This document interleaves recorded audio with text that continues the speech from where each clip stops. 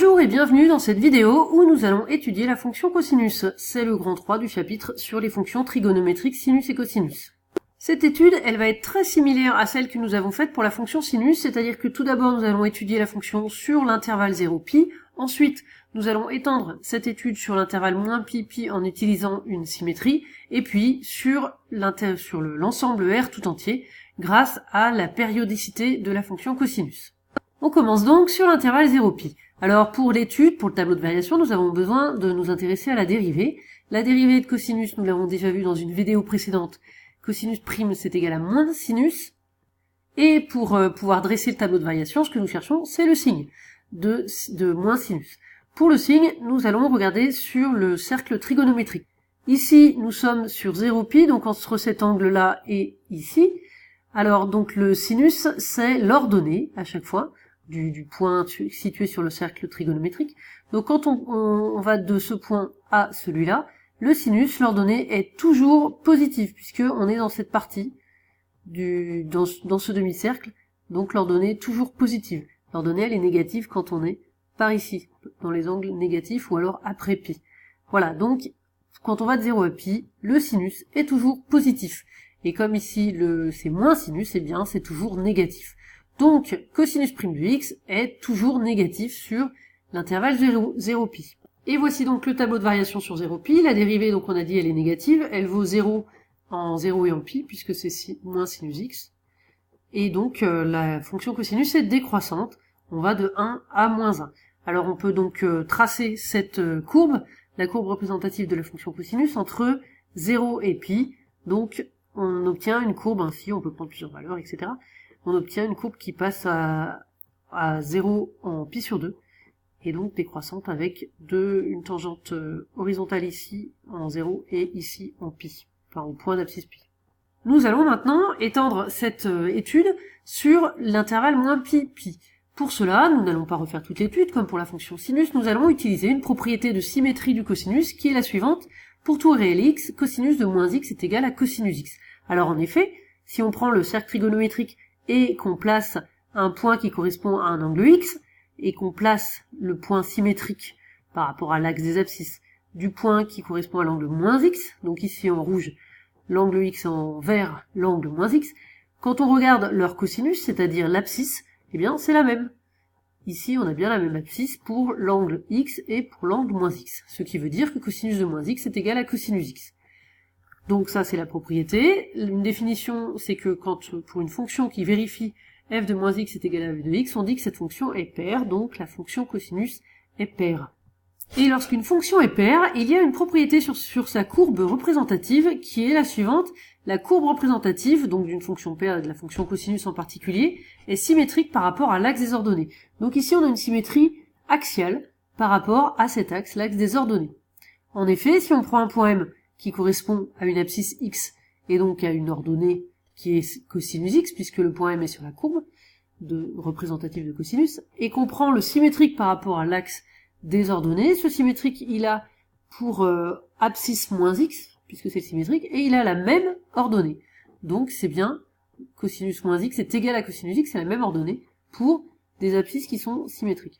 Donc la courbe, elle est symétrique par rapport à l'axe des ordonnées, ce qui permet, nous connaissions la courbe de 0 à pi, et bien ça nous permet donc de tracer le reste de la courbe entre moins pi et 0, tout simplement par symétrie axiale.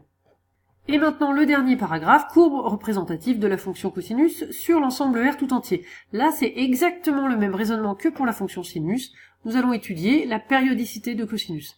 En effet, pour tout réel x, cosinus de x plus de pi est égal à cosinus x. Donc ça c'est tout simplement le fait de dire que quand on fait un tour, on retombe sur le même point et donc forcément sur le même cosinus.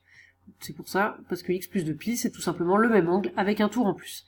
Donc la fonction cosinus est périodique de période de pi comme la fonction sinus, et on peut faire plusieurs tours dans un sens ou dans l'autre, donc cosinus de x plus k fois de pi est toujours égal à cosinus x pour k un entier relatif quelconque. Ceci nous donne une propriété sur la courbe représentative de la fonction cosinus. Cette courbe, comme pour la fonction sinus, elle est invariante par translation de vecteur k de pi i, en particulier 2 pi i. Et donc, cette courbe, eh bien, on peut l'obtenir en répétant le même motif sur R tout entier. Un peu comme une frise, comme on avait fait pour la fonction sinus. Voilà, donc pour le moment, nous avions la courbe de cosinus de moins pi d'ici jusqu'à pi, donc il suffit de répéter ce motif indéfiniment. À droite et à gauche, on obtient la courbe sur R tout entier. En pointillé ici, vous avez la courbe de la fonction sinus. On peut remarquer qu'en fait, c'est la même que celle de la fonction cosinus, simplement décalée de pi sur 2. Le fait que les courbes soient décalées ainsi par une translation de pi sur 2, ça vient du fait que pour tout réel x, cosinus x est égal à sinus de x plus pi sur 2, et donc la courbe de la fonction sinus se déduit de celle de la fonction sinus par une translation de vecteur moins pi sur 2i, et donc c'est aussi forcément une sinusoïde. Donc ça, c'est grâce à cette relation. Pour ce qui est de cette formule, je vous rappelle qu'il y a tout un tas de formules entre cosinus et sinus, avec pi sur 2 plus x, pi sur 2 moins x, pi moins x, etc., pi plus x. Donc toutes ces formules, il faut pas se mélanger, donc moi je vous conseille de ne pas les connaître par cœur, mais par contre d'être capable de les retrouver en traçant ainsi un petit cercle trigonométrique, en plaçant un angle x, on repère un cosinus, un sinus, avec un cosinus et un sinus bien différents pour qu'on puisse les distinguer. Donc ici, comme sur ce schéma avec le cosinus, ici en rouge qui est grand et le sinus qui est petit. Et puis on place les autres angles, et ici ce qui nous intéresse donc c'est x plus pi sur 2, donc pi sur 2 plus x qui est là, c'est-à-dire on a l'angle x, il faut imaginer qu'on ajoute un angle droit, il n'est pas tracé là mais vous pouvez l'imaginer, et puis cet angle, à pi sur 2 plus x, eh bien on regarde quel est son cosinus et quel est son sinus. Ici c'est le sinus qui nous intéresse, donc sinus de pi sur 2 plus x, on voit que la longueur est beaucoup plus grande, ça correspond bien au cosinus de x. Et c'est ainsi qu'on trouve les formules en reportant sur le cercle trigonométrique, en plaçant l'angle x et puis l'angle qui nous intéresse. Pour finir, une remarque sur la parité d'une fonction. Alors, étudier la parité d'une fonction, c'est chercher si cette fonction est paire ou impaire. Nous avons vu que la fonction cosinus est une fonction paire et la fonction sinus est une fonction impaire. Avant de continuer, je précise que cette notion de parité de fonction paire ou impaire n'est pas en tant que telle au programme. C'est-à-dire que dans un exercice, si on vous en parle, on doit d'abord vous redéfinir ce que c'est. Alors, une fonction paire, voilà ce que c'est que l'ensemble de définitions est symétrique par rapport à 0, et f de moins x est égal à f de x. Et la propriété intéressante pour une fonction paire, c'est que sa courbe est symétrique par rapport à l'axe des ordonnées, donc une symétrie axiale, c'est comme la fonction cosinus. Une fonction impaire, toujours l'ensemble de définitions symétriques par rapport à 0, et cette fois-ci f de moins x est égal à moins f de x, et alors la courbe est symétrique par rapport au point O, c'est une symétrie centrale. Une remarque essentielle, c'est que beaucoup de fonctions ne sont ni paires ni impaires. Là, nous avons vu cosinus et sinus, ce sont les exemples que vous devez connaître, un exemple de fonction paire, un exemple de fonction impaire.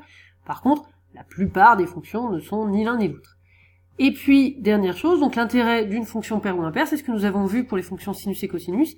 Lorsqu'une fonction est paire ou impaire, on peut l'étudier uniquement pour les parties positives, par exemple, pour les x positifs, et on déduit le reste de la fonction, de l'étude et de la courbe par symétrie, donc soit symétrie centrale, soit symétrie axiale.